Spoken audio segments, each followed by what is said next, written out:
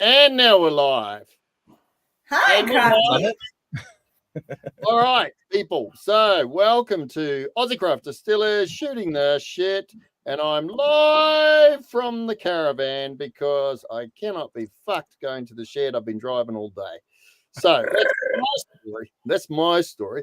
Now, we've got a special guest tonight, and we've caught her before she's heading out the door. It's Sally from Saverglass with a porn star, I believe. Yes. Hi, Crafty. Here's my porn star. Lovely. Hi, Luke.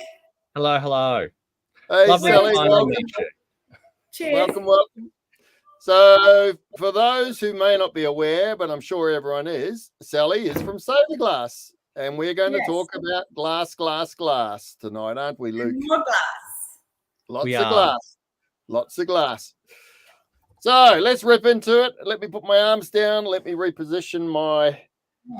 Be careful with that camera, Crafty. I really don't know what your screen's propped against there either. That's my... Business. Anyway, it's that sort of night, as we say.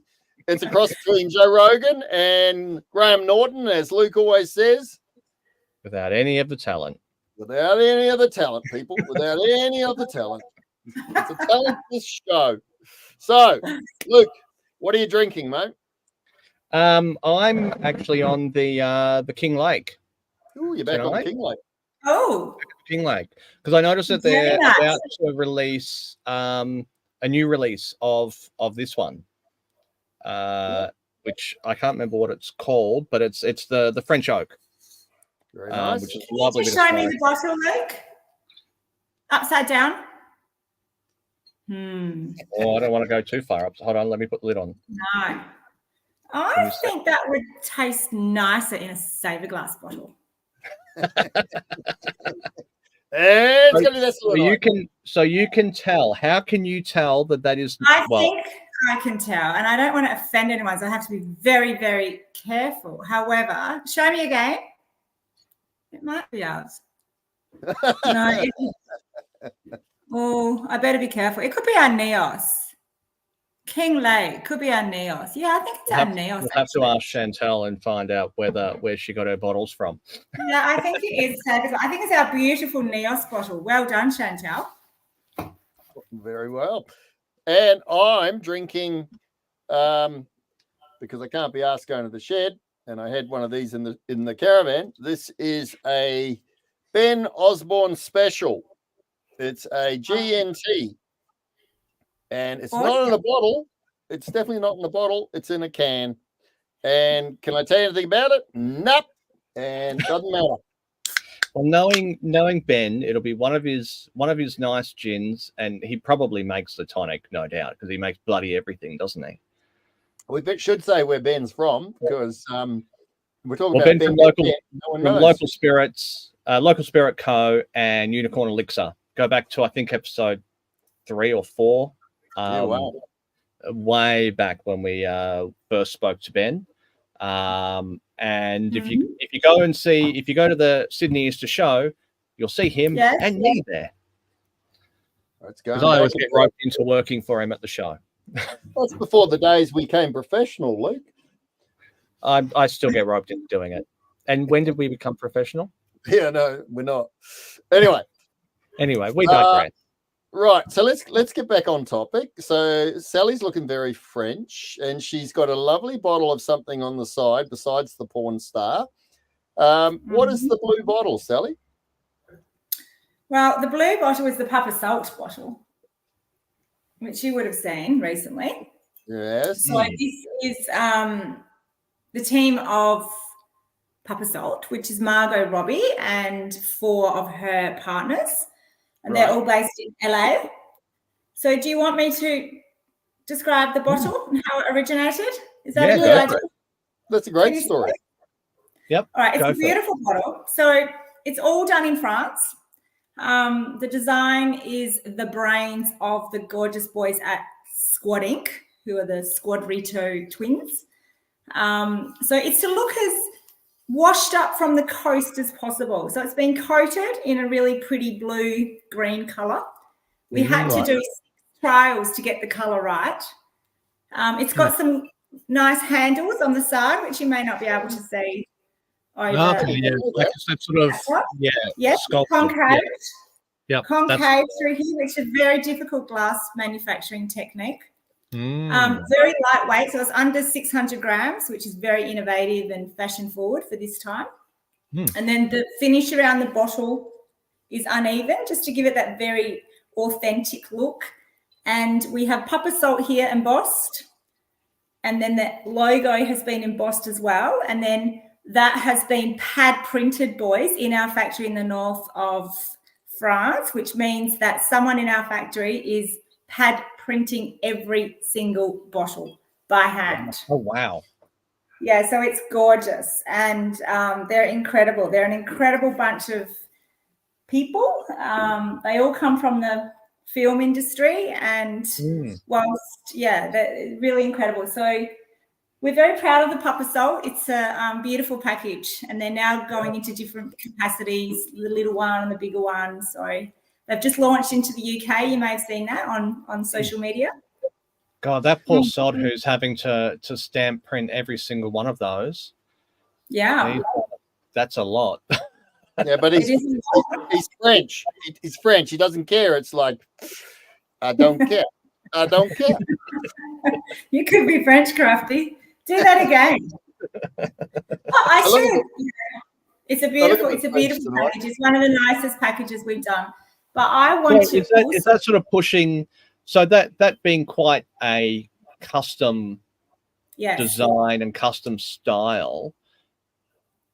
Where are the limits? Is that pushing the limits of what can be done with the bottle, or is that like, that's all pretty straightforward and easy enough to do? That's a very good question. No, it's in actual fact, the only limitations we have with glass manufacturing is your imagination. We can do anything. However, this particular bottle here, the shape is very complex. It took a long time to develop. To get the concave size on this bottle, we have to put the side seam of the mold along the angle, so along the diagonal down here, which is not easy. And it's lightweight too, and it's easy to make heavyweight to glass and lightweight. So, and then it's four process. It's glass coated, screen printing, and then the pad printing. Yeah, right. So, yeah, it's not a simple bottle, and it's beautiful, and everything about the Papa Salt team is beautiful. And I'm not talking just about Margot Robbie. She has 4 other partners, and they're all gorgeous, and their marketing program is state of the art. And it's really important to mention Chris Davey, who was working with the guys at Squad Inc. as well, because they were heavily invested in this project and very much involved in it. So they came up with the design. Obviously, Margot and her partners had an inspiration from their travel, etc. But ultimately, Squad Inc. Came up with the design, and we made the bottle, and we're very, very, very proud of the outcome. Yeah. So, question on the process of design. So, if someone comes to you with a concept on a bottle, right? How do you Crafty? Sorry? Like yourself? Like myself. Eventually, I will be. I'm using the Long Island, and I've been using the Long Island for many years. But how do you prototype it? Because you wouldn't go straight into production without doing some sort of trials, would you? No, not at all. So what we do is we do things 2 ways. We can work with a designer like Squad Inc. or there's many designers. I mean, there's The Voice in Adelaide, Denomination in Sydney. So we'll work with the designer, and they will give us a drawing, which is always the best, most efficient way to go. And then we will do our own drawings, and from there we'll do a 3D glass print, which is like it's not paper mache, it's a plastic to give you an outlook of what it's going to look like. Yep.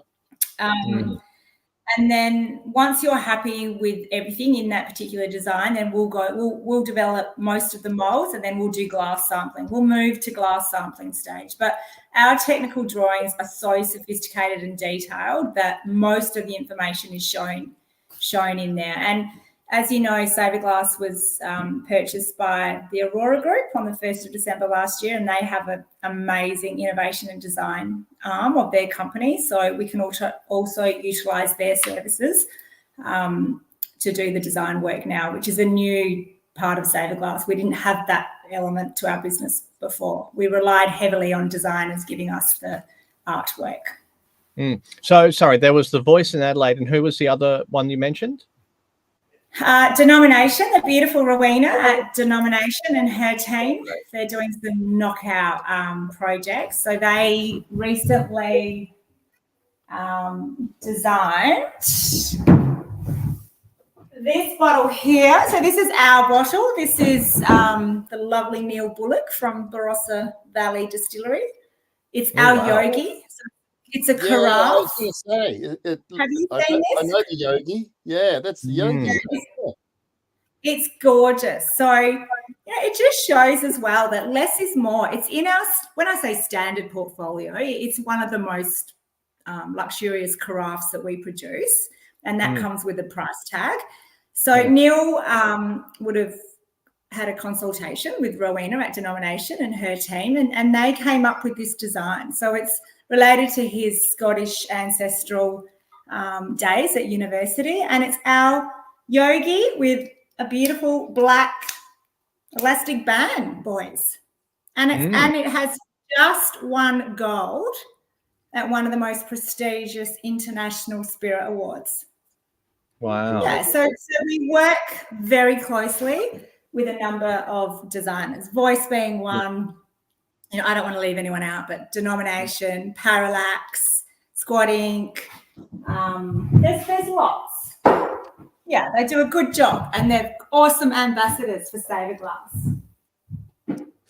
I was thinking today as I was driving back, and I was thinking, okay, when you talk about whiskey, it's all about the barrel, it's all about the yeast, it's all about the barley, it's all about the time. But there's one thing that's never really talked about, and it's so true. It's integral in the product is the glass. If we don't have glass, we don't have a product. It gets rather messy without glass. So my question is, what sort of relationships do you have with distillers? Like you've mentioned some there, but for the new guys that watch this podcast who are just going, well, what do I do? How do I go about this?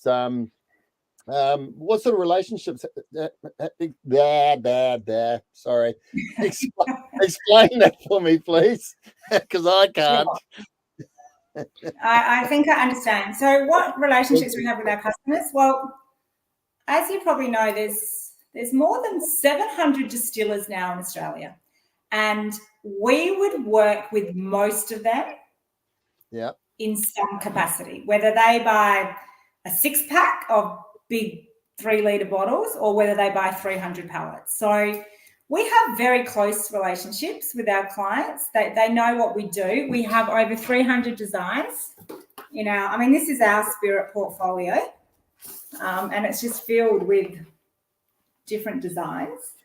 And we like to, it's beautiful. So, at the moment I'm working with the boys at Green Banks in Tassie. They haven't launched yet. All their whiskey is under barrel. So you can imagine the money that they have invested in whiskey being in the barrel and without a bottle yet, without going to market. So we're talking to those guys.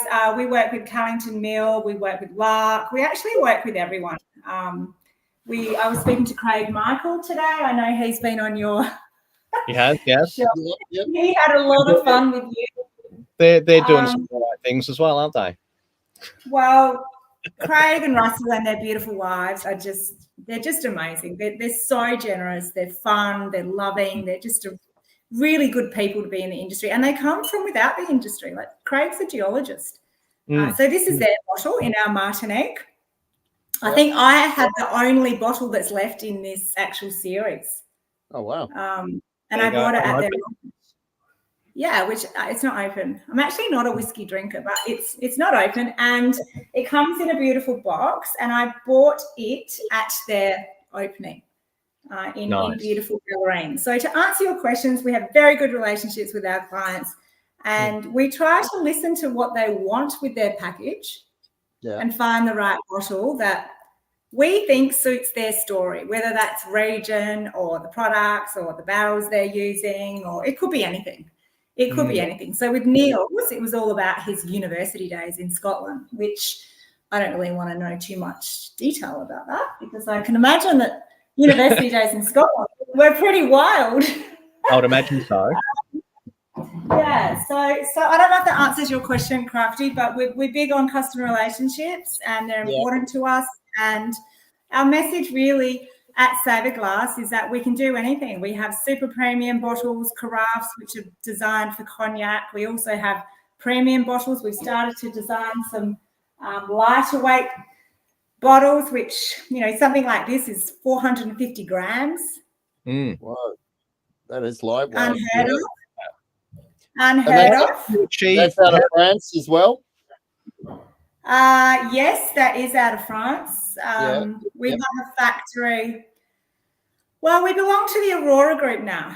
Yeah, I was going to say. So you've got more options now as far as production? Yeah, it's the combination of two pretty amazing organisations coming together, and they obviously have a beautiful state-of-the-art glass factory in Gawler, in just before the Barossa Valley. Yep. Which opens up a whole new world for Saverglass.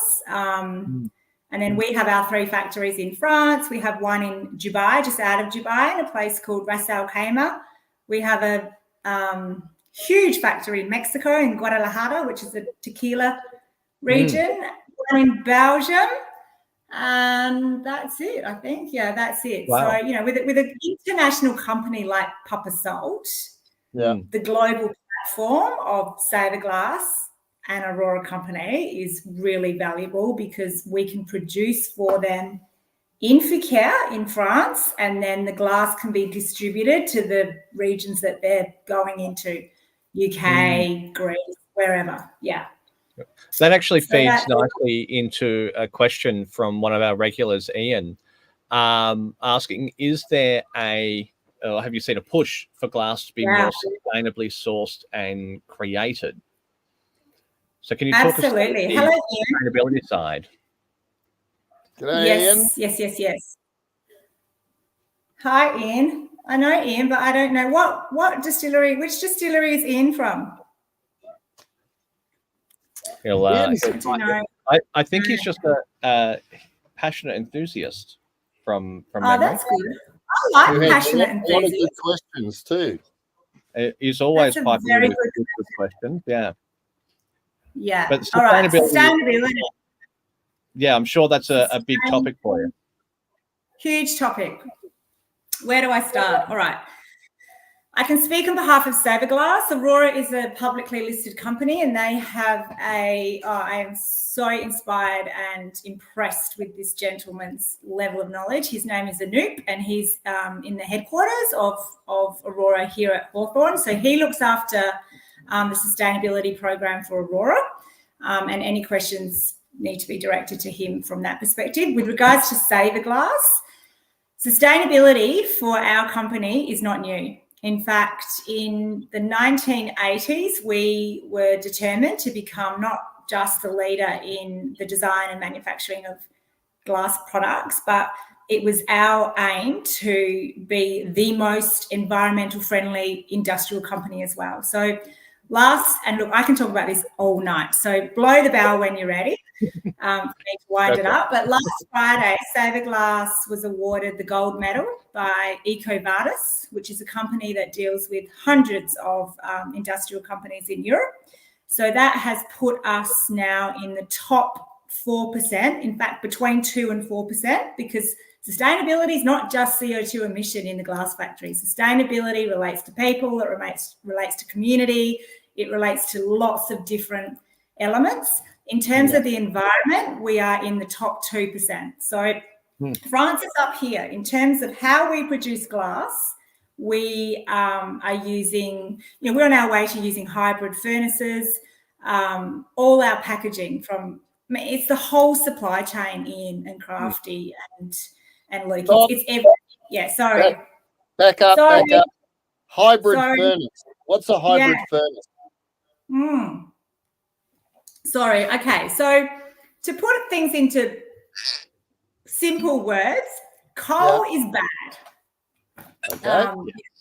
Coal is bad, and that's where a lot of glass is. A lot of glass coming to Australia at the moment is coming from China, and China make bottles out of coal. So hybrid furnace is a furnace that is driven by gas and electricity. Right. Gotcha. Yeah. Right. So, okay. All right. Also, a glass company is very much reliant on water. You need water. It makes sense. The heat to make glass. You need water for the glass factory to work. So in Fouquet, our factory, we have a lake there, a dam that ultimately recycles the water into our factory. So I've got a 25-page document, which I would be happy to present. It's not a simple conversation, but by 2050, we are on track to be net zero with our glass manufacturing sites within the Saverglass group. Yeah, net zero. There's 3 scopes. Yeah, there's 3 scopes. We're working towards reducing CO2 emission by 32% by 2035, and then a further 18% by 2050, which will get down to basically 8% of CO2 emissions. So, and this is not new. We have always, the French government controls the amount of cullet that a glass company needs to use. If you don't know what cullet is the word for recycled glass. Cullet is a rare commodity. So there's a lot of greenwashing going on out there because some glass agencies will claim that they have X percentage of recycled glass in their products, which is actually not true. It's a fallacy because glass companies can't actually access that amount of cullet. If I look at Aurora in Gawler, I can say that we have our own beneficiation plant, which means that we can collect glass, recycle it. The more cullet you use, the more recycled glass we use in the manufacturing process decreases the energy. And the 2 baddies, if I can use that word, that description, with CO2 emission is energy and then, the rest of the supply chain, or decarbonation. Yeah. So it's on our website. We have worked with some of the most reputable sustainability companies in the world. One is Carbon 4.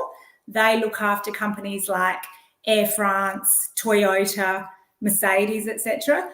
And also we're part of the United Nations environmental group as well. So our decarbonation roadmap is super impressive, and it is downloadable on our website for those that want a copy. I'm sure there will be people looking to download that. I've put it up on the screen, saverglass.com. Thank you. And I've also put links in the comments to those designers that you mentioned as well, so people can find those and click through to them as well. Nice work. I'm always trying to, whenever anything's mentioned, I try to put a link in. You're a good man. Question on this push for low weight bottles. I heard something, or I read something the other day, that to export to a Nordic country now, there is a requirement, a government requirement in relation to glass weight.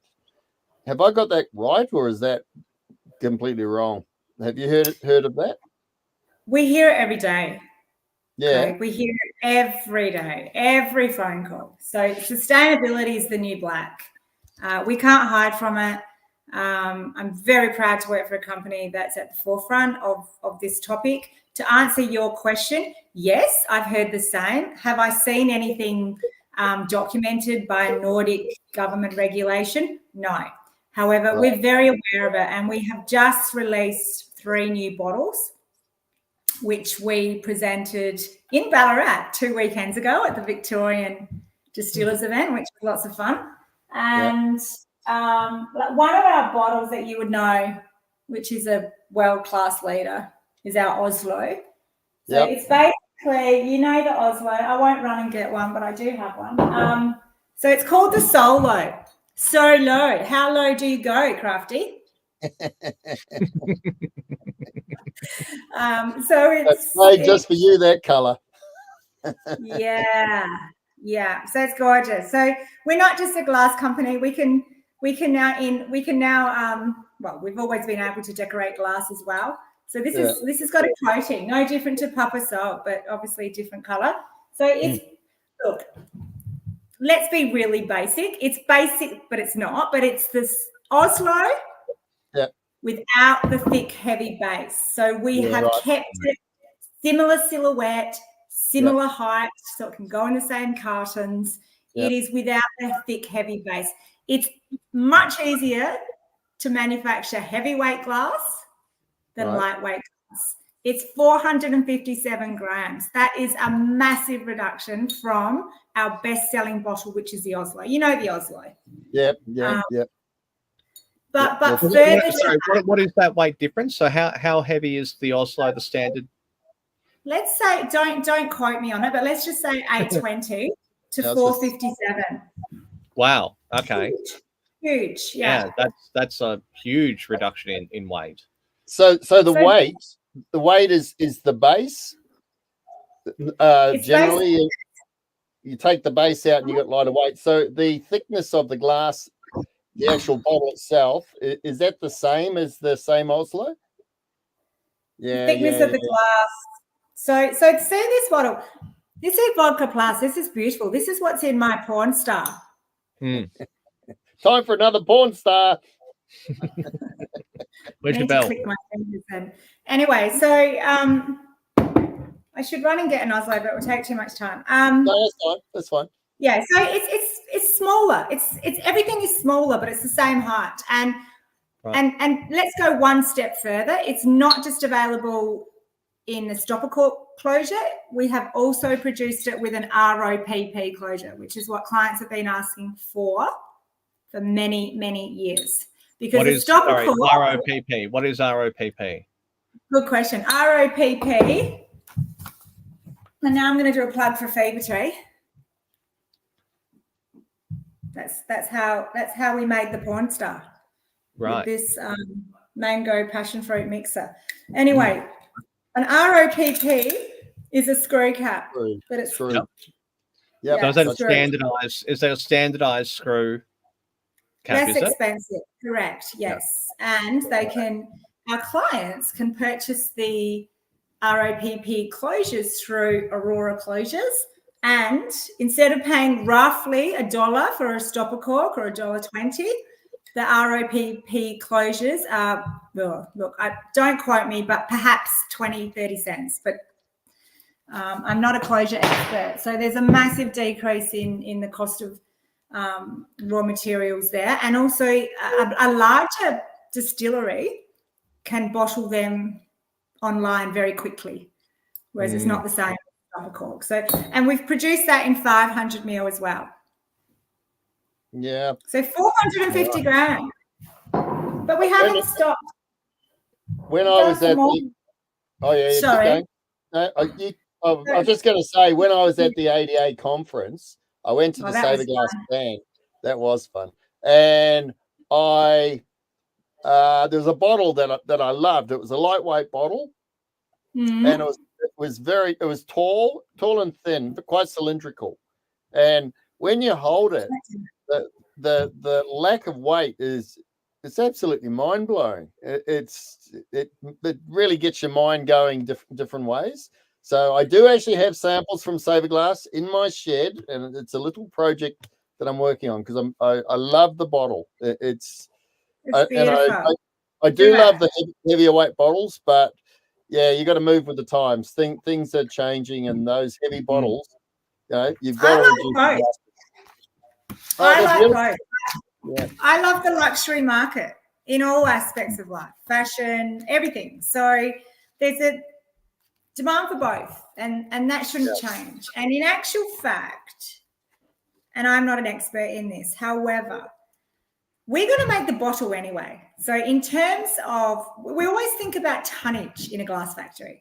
So whether it's a kilo, whether it's 457 grams, we're going to use the same amount of energy to make that bottle. Yep. Are you with me? Yep. Yep. In actual fact, the percentage of CO2, the percentage of reduction in the CO2 emission by decreasing your bottle is very, very marginal.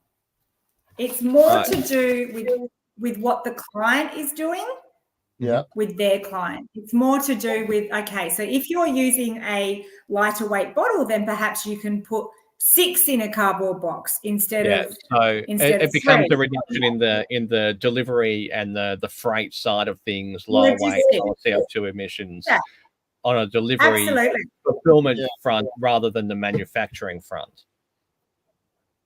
Absolutely correct. Now, we're not ready. I'm talking on behalf of Saverglass here. We're not ready yet to release this statistical information. However, clients are fixated on the weight of the bottle. And so are many industry people, wine writers, because we're wine industry as well. Wine writers are naming wineries who are using heavyweight bottles. It's not true. It's greenwashing. It's not based on facts. And in actual fact, it's not always about the weight of the bottle. It's how that bottle is made. So the actual process itself. So that, I guess, loop back to your hybrid furnaces versus coal fuel furnaces and how you're recycling your water. Getting started on coal fuel. Correct. It's the quality of our cullet. It's the quality of our cullet. It's the quality of our recycled glass. It's all our employees are driving electrical cars. So when I'm in France, I thought, what are they sticking in their car? This is 10 years ago. We've been driving electrical cars in France. Not last week, Crafty. We've been driving electrical cars in France for 10 years. It's walking down a big showroom and the lights pop on. They're not on all the time. It's saying no to business class travel. But the sustainability topic is very complex and it really does depend on what is included in the organization's basket. So, I have clients rocking up to our showroom who are hell bent on using a lightweight bottle for sustainability. And then I walk them out to the car to help them with their samples, and they're in a big black Range Rover. Yeah. So there needs to be some consistency in the approach to sustainability. But we have always had the environment at the very forefront of our values, morals, and company's ethos. So Ian actually so he thanks you. Fantastic answer to my query. Can confirm that he is just an enthusiast. Another thing he's heard is before moving from Scotland was that glass production was in danger of sand shortage. Sand shortage? No. So I guess the silicon side of things, how... Silica. Yeah, the silica. I guess sand is being a major consumable for glass. The sustainable sourcing of that, the sand, when you're not using recycled glass, I guess that would be a concern as well. Do you have any? What can you tell us about sand? Well, what I can tell you about sand is that we have a factory in Ras Al Khaimah, which is one of the 7 Emirates. So obviously it's not short of sand there. They've got a bit of sand there, However, it's not the sand that we use to make glass. Right. What do you use to make glass? The sand has to be pure for Saverglass. And this is a really good point about sustainability as well, because it's not just about the weight of the bottle, it's about the sustainability of all our raw materials, including sand. Where are we getting it from? Are we sourcing it locally? et cetera, et cetera. So, yes, I think there has been a shortage of sand around that COVID period. Do you remember COVID? Yeah. When the world went through A little thing that happened.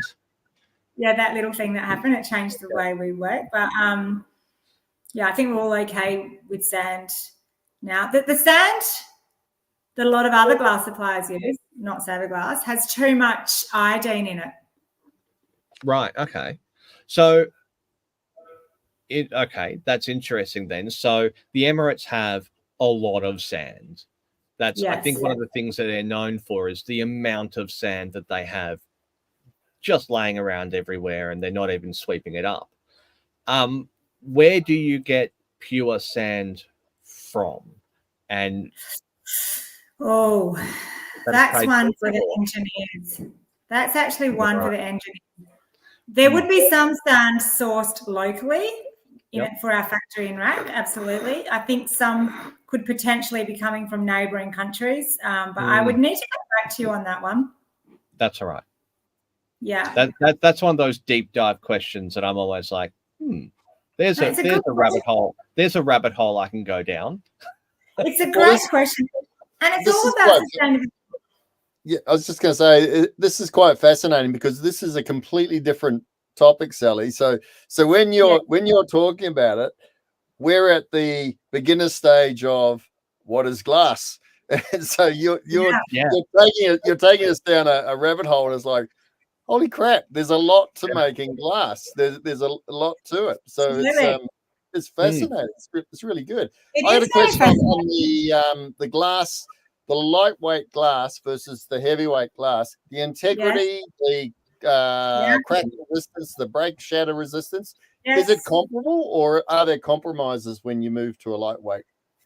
That's a very good question, Craig. And certainly we would not sign off on a product if it wasn't fit for purpose. So yes, of course it's fit for purpose. It's been produced to hold 40% and more alcohol percentage, and it goes through rigorous testing in our factory to make sure that it's all within quality control. So there doesn't need to be any concerns about that. I was speaking to Craig today at Bellarine, and I said to him, if you're moving from a 900 gram bottle to a 450 gram bottle, I'm not suggesting that they are, but it was a conversation, and it's a bit like carrying your eggs home from the supermarket.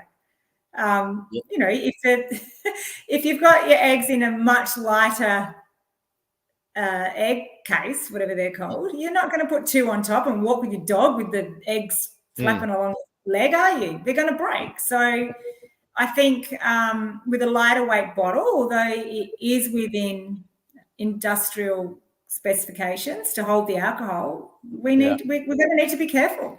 It's actually common sense. But I'm all for it. We've got another one. We need to be.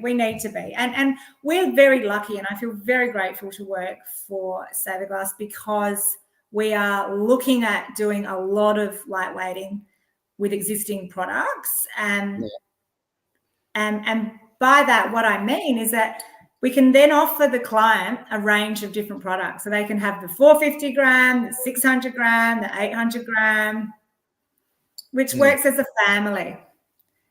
This is a new bottle called the Elixir. Again.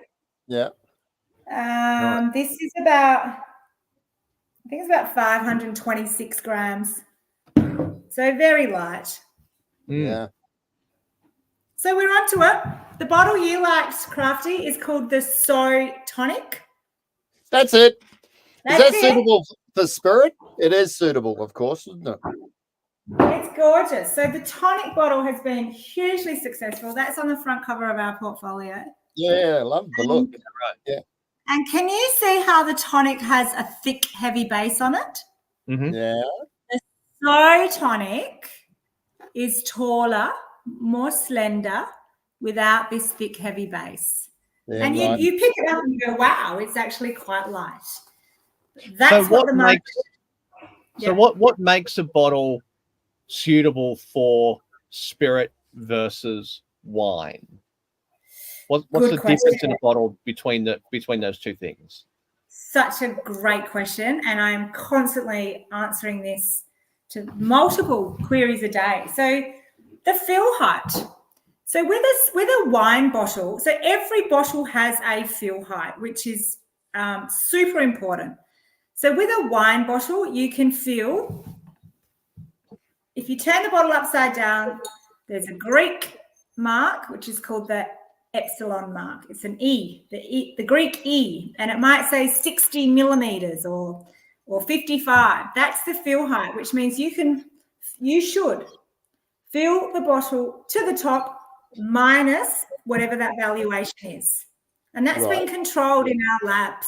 All of that is under rigorous control, so that when you put the screw cap on or a cork, I'm talking wine now, it leaves enough space, which is called ullage, enough space between the top of the booze and the bottom of the cap or the cork to allow for the alcohol to expand, which it does. Gotcha. Right. Yep. All right. So that's a wine bottle. A wine bottle is made to withstand up to 15% maximum alcohol percentage. Spirit bottle has been tested in our lab to hold 40% minimum. It's a completely different fill height. And we control this bit here in our labs. Right. You know, if I could invite everyone to our factory in France, it would be such a pleasure, and no one would use any other bottle because it is All expenses paid? Sure, I'll be there. Yeah, it would be fun, wouldn't it? Maybe the ADA should consider having a conference overseas. That could be fun. Looking at this bottle that I just happen to have sitting here, this is a Aurora bottle by the looks of the stamp at the bottom there. Aurora 252. Yes, that's Aurora, yes. There you go. I never noticed that before, and there you go. I have one. Yeah.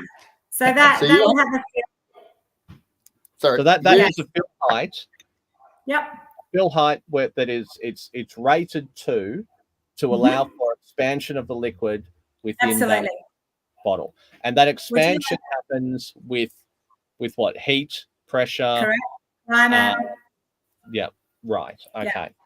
Age. Would you like a job, Luke? We're actually advertising at the moment for 3 new sales managers. Sure. He's up for it.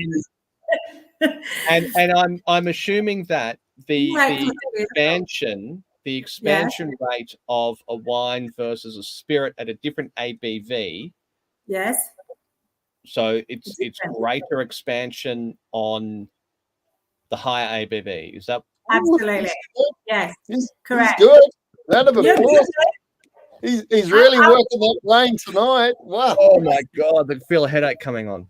No, I'm going to give you a call tomorrow, Luke. We have these positions open, ready to fill. I think you'll be next. You're getting a little far, Luke. I'm a fast learner. I'm a fast learner. You are a fast learner. No, it's super important. There's a lot of bananas out there putting spirit in a wine bottle and bragging about their low production costs, bottle costs, and you just can't do it. It's dangerous, actually. We make sure that we ask our customers what their intentions are, what are they bottling, what do they need, and then deliver a product that ticks off all the boxes. Yeah. Are there considerations for again for lack of a better term, the ingredient in a bottle, like the type of material it's been manufactured from, as to whether it becomes suitable or not for a particular use? Haven't come across, let me think. I haven't actually come across anything. So is there a difference between like a food grade versus a non-food grade? Yes, glass? Actually, yes. Luke, you are on fire. Yes. You got a job. You have a job, Luke. Yes. So we work very closely with a number of non-alcoholic. You right there, Crafty? Yeah, it's okay. It's a Twitch. Don't worry about it.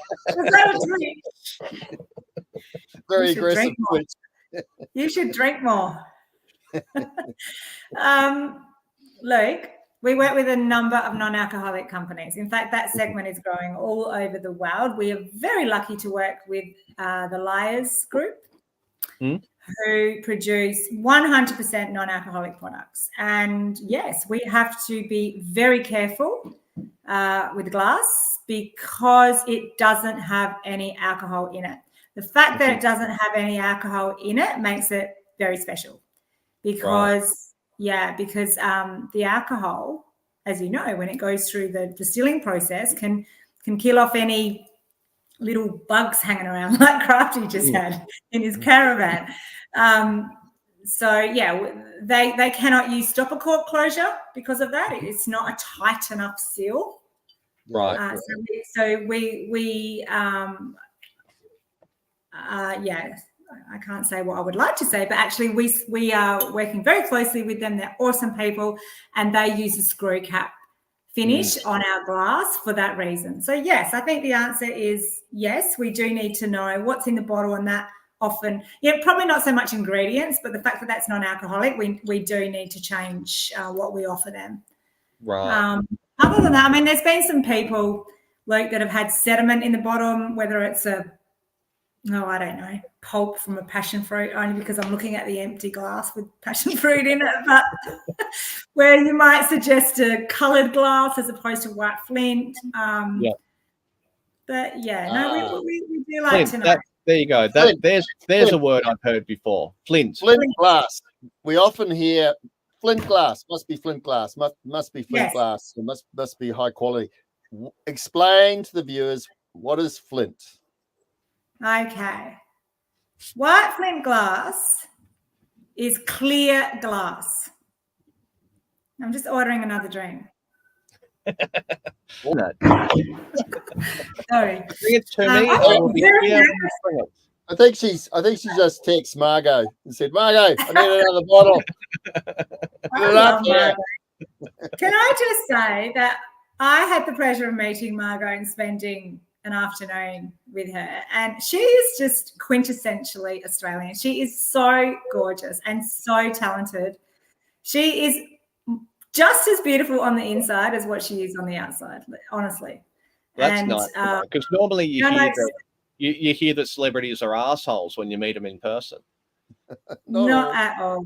And what you see on the screen is exactly what you see in her. She is gorgeous. She had a handbag on the bar and her lipstick over here and her sunnies over there. She's just a good Aussie girl. Super proud of her. And she loves gin. It's not just another celebrity brand. She loves gin. Anyway, so white flint glass. White flint glass.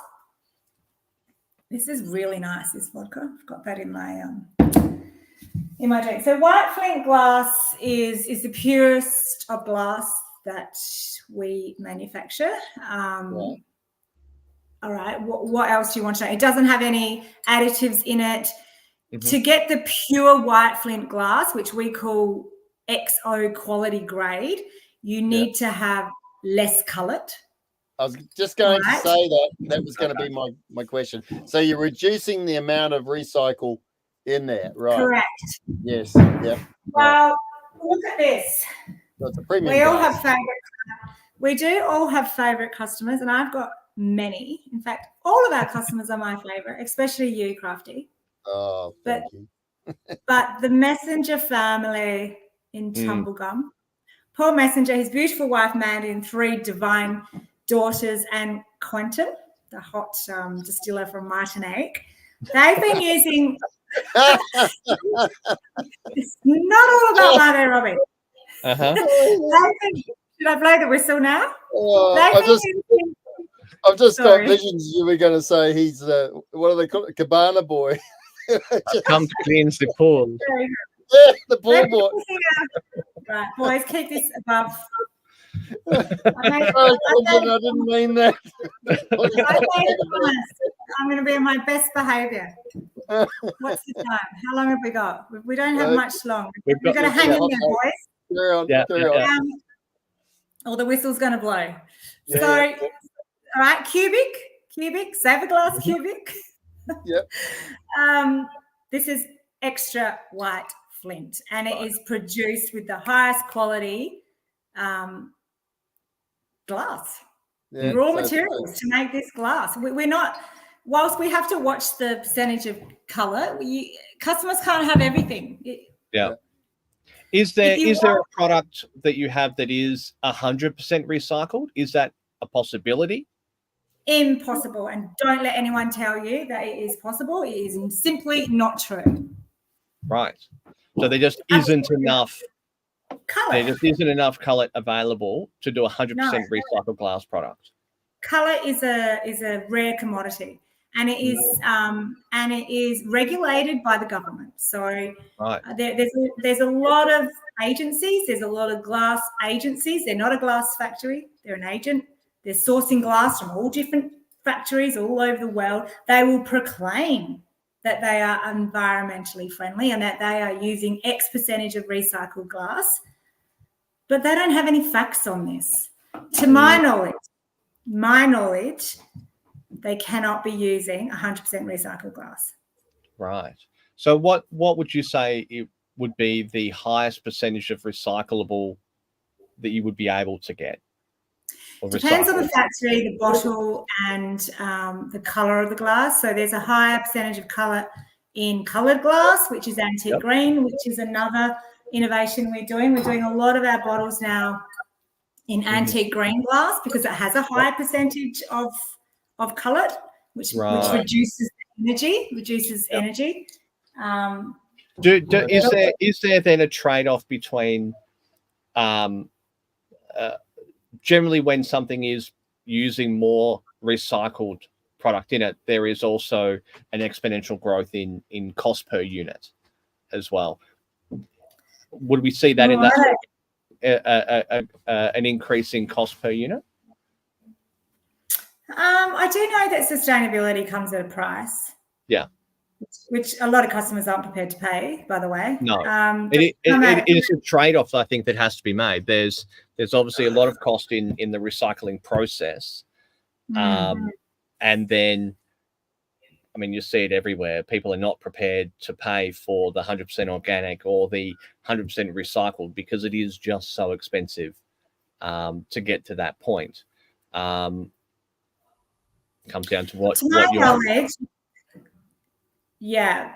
To my knowledge, Luke, you cannot purchase a bottle on the market with 100% recycled glass. However, I'm not an expert, and I will find out from tonight. I will find out from the leader of the sustainability program at Aurora because he will know. I do need to relay that question on to customers. But then, where does the colour come from? So there's a lot of Chinese glass coming into Australia, which confuses me completely. Like there's so many distillers who, again, are very proud to talk about how sustainable they are, but yet they're using Chinese glass. To me, it makes no sense. And that glass then forms part of the cullet that Australian glass companies potentially use. Right. So does that mean that as it's not regulated, lower quality glass goes into the recycled circulation and lowers the quality of the recyclable?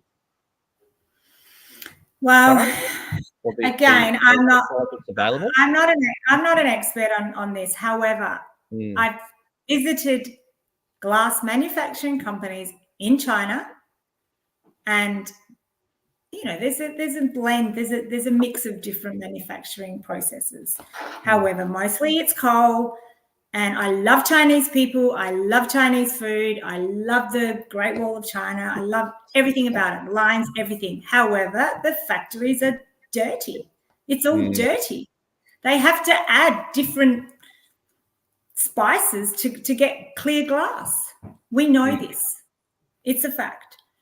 But in terms of the circular economy, all I can say is that the company in which I represent, we are doing everything possible to make sure that we have the long-term care for the beautiful environment in which we live in. And it's not something new. It's something that we have always focused on. Mm. Yeah. So if someone wants to have their own bespoke bottle, right? Yes, and Crafty. work with you and Like design, you.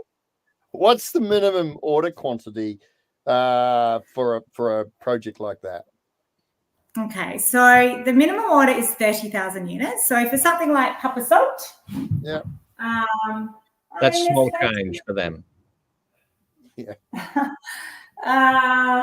Okay, there's two ways we can do it. We can use an existing bottle in our portfolio, which is what this is. Yeah. Our botanic bottle, and we can create that into a personalized proprietary bottle. Oh. That's your Harris, isn't it? That's my little mini from Linden Lime at Port of Leith. I picked that up Port of Leith Distillery in Edinburgh. Yeah. That looks very similar. Edinburgh is a beautiful city. It is lovely. So you can. Sorry, that's their own bottle. It actually says Leith Glassworks on the bottom. Yeah, so it's not one of ours, but it's a beautiful one. That's actually a standard bottle with those lines. But so you can use an existing bottle from Saverglass. We need approval from our marketing girls. Yeah. I feel like Delvine Delaney. And the minimum order for that could be anywhere, let's just say 10 to 30,000. Or you can do your own complete new design, which is what Papa Salt did with Squad Ink and Chris Davey, and the minimum order is still 30,000 units. So, and we have a lot of different options available. We have a process called twin production, Qualiflex, where if we're producing, say, 1 million of these at one time, and you design something with similar height, width, then we can tag it on the end, and it might only be 10,000 units. And then we've got this machinery, it's optical machinery, where it isolates, this one's got to go to that pallet and this one's got to go to the other pallet. So, and by doing that, you only need to invest in half the mold. And we're agile, we're flexible. There's nothing we can't do. As I said, the only limitation is your imagination. There you go. Now you're part of Aurora. So the question is, so are you going to be producing spirits bottles in Australia? Well, Aurora, yes, we are part of Aurora, and it's with a pleasure, I must say. They're great people. I've been with Saverglass for 23 years. I was instrumental in starting Saverglass in Australia in 2002, and it was a surprise when our competitor bought us out. And I thought to myself, well, look, I'll give it 6 months, and if the people are good, I'll stay. And the people are absolutely amazing. The company is managed by really intelligent vision guys and women with vision, and it's blown my mind that they're really good people. So to answer your question, we produce our bottles in Gawler. I mean, why wouldn't we? Aurora already are producing Whiteflint Spirit bottles. They've done a beautiful bottle for Calabria Wines. They have an Oslo version, which is called the Origin Apollo, with stock immediately available to purchase. So, I mean, look, it's only early days. It's only been 6 months, a little bit longer. And it's the combination of two very sophisticated companies with global platform everywhere. So things will take time, but it will be a pleasure to have some of our products be produced around the corner. Why not? Certainly, I know that there's one of the big things for Australian producers that we've spoken to is sourcing local. They're going to great effort to source local ingredients, local botanicals, local grains, local equipment and machinery and whatnot. I guess the logical next step is 100% Australian-made bottles wherever possible as well. Speaking of custom bottles, there's one that really caught my eye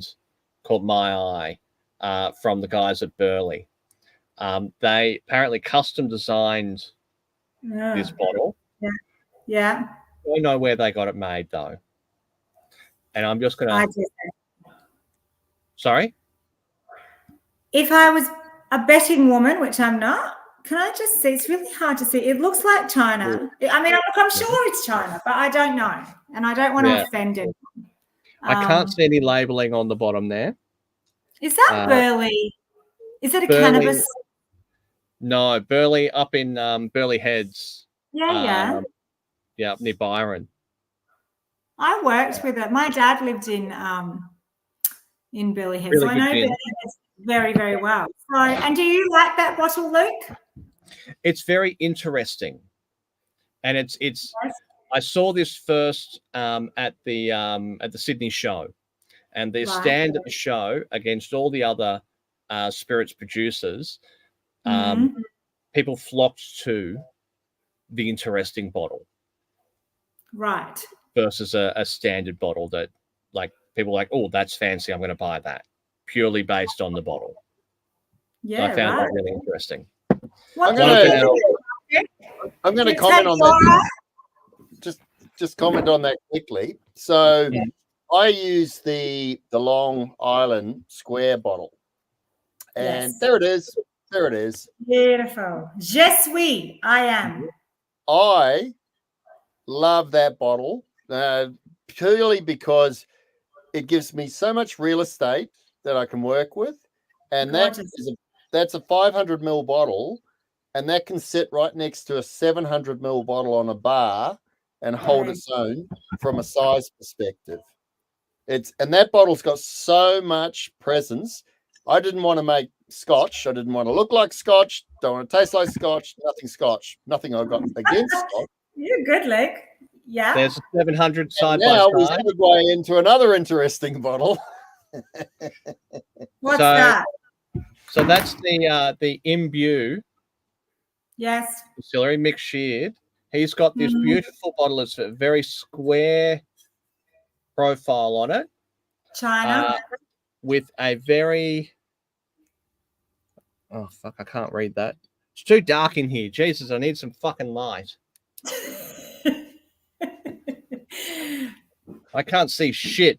It's got this beautiful... Interestingly, it's not... It's a squared off bottom there. Yes. With the riser rather than the dome action. With then... Oh. I do not like glass. Vanilla. It's a glass stopper. With the plastic action for the seal on it. I love the vanilla. That's an elegant package. He's done a good job there. They do look beautiful. Have you got a Waterford bottle there, Luke? So here's one I can tell. Waterford. So Waterford from Ireland. Which is ribbed for your pleasure. Ooh. They've gone glass tops. I do not like the glass tops. Why not, Dusty? They're really hard to get. I can't open the damn thing. You got to do it on an angle. That's it. Yep. It's all about the angle of the dangle, Crafty. All about that technique, and I don't have the technique. I just want it off. I sure as shit don't have the technique because I fumbled that like crazy. So it's a blue. It's a blue bottle. It is Waterford color. Waterford color because it's made in Waterford. It's a beautiful bottle. It is. It's gorgeous. I like that bottle. I think it's stunning. Absolutely. I like elegant, timeless, classical. Yeah, looks amazing on the shelf. Design. Yeah, it's a beautiful designed bottle. I agree with you, Luke. I think that's a beautiful bottle. And I liked what you said about real estate, Crafty, because it's very important because you can design the most exquisite, extravagant bottle. That's fine, but you need to sell it. And when you're talking to the retail giants who take over, they take up more than 50% of the market share now, it's all about real estate. And if they can put more bottles in versus your bottle, then you're in trouble. So, and that I'm talking about height and width. And I don't know if you know the La Belle Époque era in France, which was basically 1890 when Coco Chanel was in her heyday, and all the women were dressed. They were dressed with corsets, and they had their breasts pushed up, and feathers, and updo hair, and lots of you know what I'm talking about. Big dresses and jewels. Lots of bright colours, reds and blues and royal blues, and it was extravagant. It was all about frivolity, and the women were lonely at night. There's a beautiful movie about this, and the women were lonely at night. They couldn't understand why they couldn't attract a man. They're sitting, dolled up, and then Coco Chanel came along one day, and she stripped it all. She removed the corsets. She took off the feathers. She chopped their hair. She introduced the bob. She introduced the tailored suit, the little black dress. She stripped it all. And then they found love. And I really like this analogy with glass packaging. Sometimes I don't know where to look. There's just too much. There's too much on the neck. There's embossed in the body. There's names on the base. There's waves through the glass. And it's like customers have paid Lego with the Saverglass catalogue, and they said, I'll have the top of this bottle and the center of this bottle and the base of that one, and that will be my proprietary bottle. Yeah. And I just think it's all too much, and we should just strip it all back to timeless, elegant packaging, and let that's sustainable, and let the product speak, the story, the region, the botanicals. That's what I think. Luke, can you grab the Waterford bottle again for a second? I love the Waterford bottle. It's beautiful. What I love about the Waterford bottle is they have put whiskey in a blue bottle where you don't know what the color is. So they're saying it does not matter what the whiskey looks like, right? Number one. Number two, Waterford is Waterford crystal, and that blue is what it's known for. So they're paying tribute to where their home is. Gorgeous. Luke, hold the bottle up again for a sec. Sorry, mate. It's such a tactile bottle with the ribbing on the side. You sit there and you just stroke the bottle, right? It's very feely. It's a very sensual bottle. Do I need to ring the bell? I've got the whistle. I've got the whistleblower next door, remember? In fact, he's not doing his job. I asked for a drink 10 minutes ago, and I haven't actually. I know, they're letting you down there. But what I was going to say is with a bottle is very much part of the product. I love Felix and Caroline. They're gorgeous people. They're fun. They're out there. That now is a bottle. They're amazing. And that looks to be, it's got a very thin, so that would this be one of the lighter weight bottles? It feels quite lightweight. They're absolute legends and very ahead of their time. So our new bottle, which is the Elixir, is actually a blend of the mixologist and the distiller, which I don't have. So they're all over it, those guys. That's a beautiful bottle. And I see it all over Australia, which is important because that means they're selling, which we haven't talked about tonight, actually, is the whole sales distribution. What else do you have, Luke? I've got fucking everything. He's got everything. Why is I'm trying to find interesting bottles. And I noticed, that one, Esther, of course, going on what you were talking about with the low the low base, low weight bottle. Without the thick, heavy pump, the thick, heavy base, we did that 50 years ago. It's gone. You can't just take a bottle like our beautiful friends at Corowa, Dean. He's a good guy, Dean. He got very upset with me. He's all right. He does all right. Yeah, I know, Dean. He does all right. He does all right. He's always overseas. He's bloody tripping around again. Or either that or playing golf. But Dean, he got upset with me once because I was due to have a meeting with him. And from Melbourne, he's 3.5 hours away. He's I might as well keep going to Sydney for the night. And I'd had a bad day, but I can't remember what had happened, but it was something serious. So I tried to cancel the meeting. It was actually Valentine's Day. And he went off his head at me, which was absolutely fair enough. So I left. I said, Dean, I'm not cancelling. I'm on my way. I'm leaving Melbourne now. I went via the florist because because it was Valentine's Day. This is this year, and I bought long stem red roses. Yeah. And a bottle of Papa Salt. And I was at his distillery in Corowa by midday with the flowers and the Papa Salt. And buttering him up. That's the way to do it. Yeah, and that was it was very difficult then for him to continue being upset with me. We had an awesome meeting. He's a great guy and very valuable client. However, but with regards to the Zadig. However, he's a prick. No.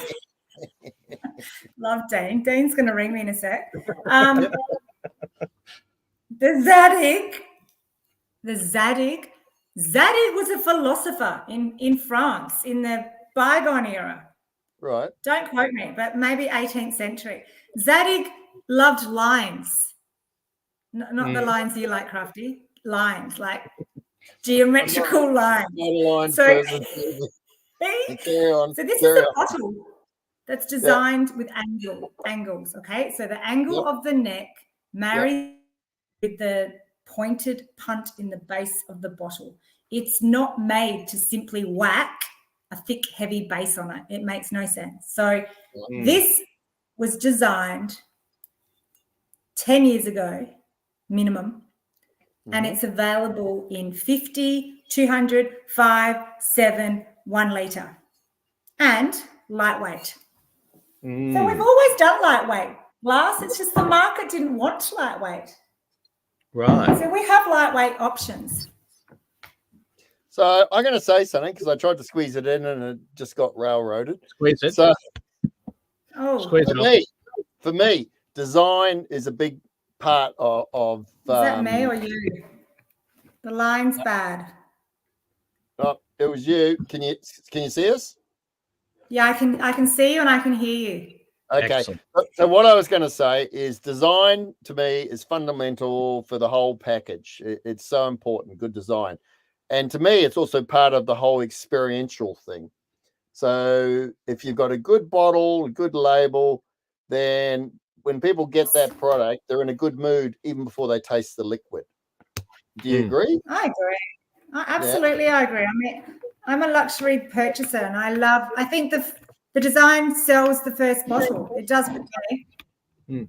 And when you're standing there at Dan's and you're looking at 1,000 bottles of different things, you're gonna gravitate towards the things that look good. There's another interesting bottle. Okay.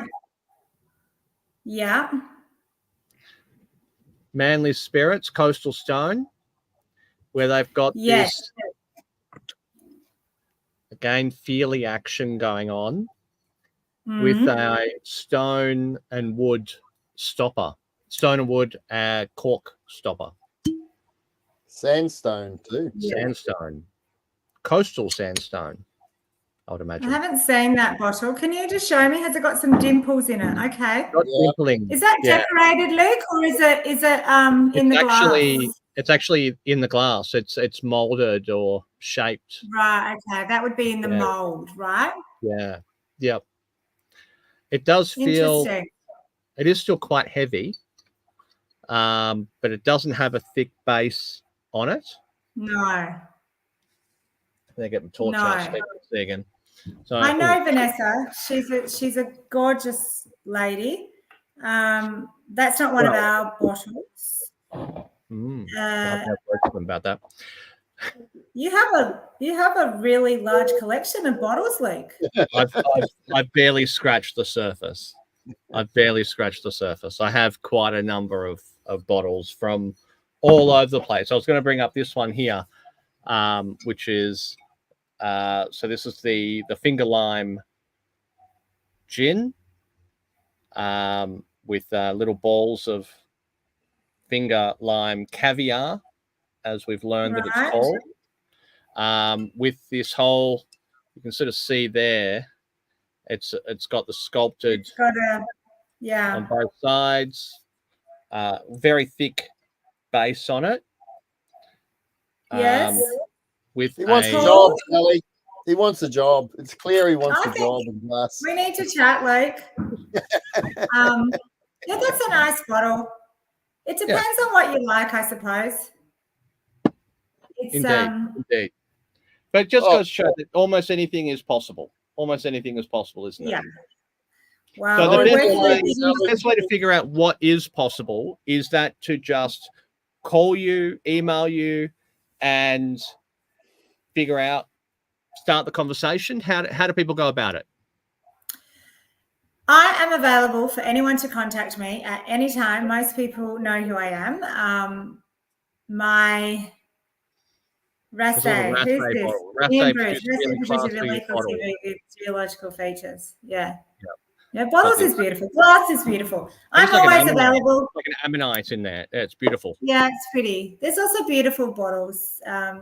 Glass dates back to hundreds of years ago, and glass is recyclable. Glass keeps on going. It's a circular economy. So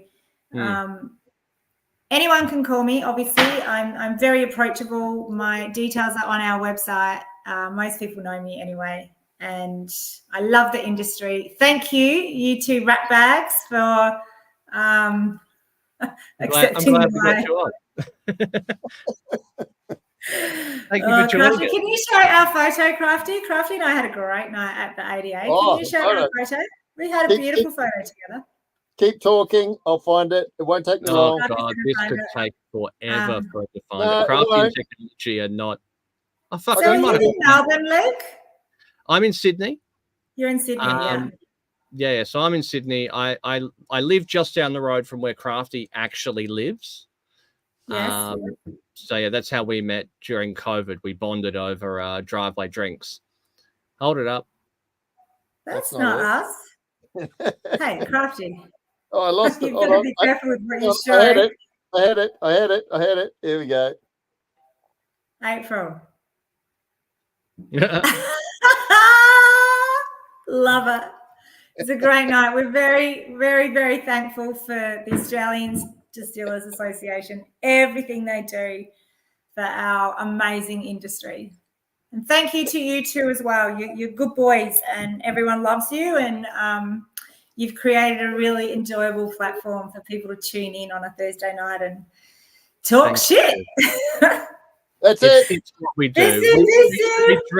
We drink and we know things and we talk shit a lot. So people can jump onto saverglass.com.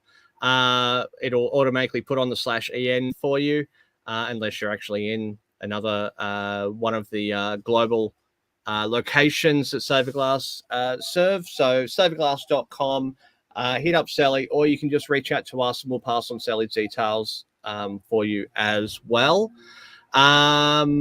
What have we got coming up, Crafty? We've got something big. Oh, we've got Richard Seal from Foursquare Rum in Barbados. That'll be a biggie. That'll be good. He's that's huge. So that's in 2 weeks. Yep, he's the Mark Rainier of the rum world. That's how I describe him. Which is pretty cool. I'll be tuning into that. We got Dave Vitelli Starwood coming up, which is pretty cool. Yeah. We've got who else? We've Todd normally lines them up. I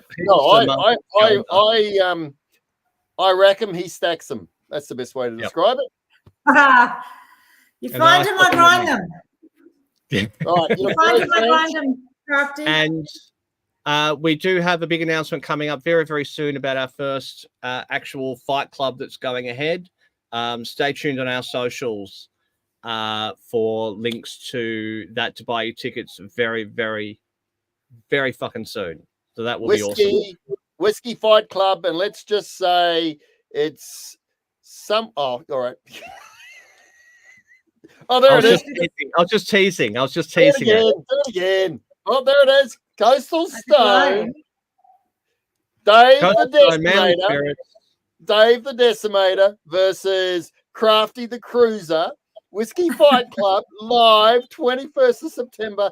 Globe Hotel in Rolleston, which is one of my favorite pubs on the planet.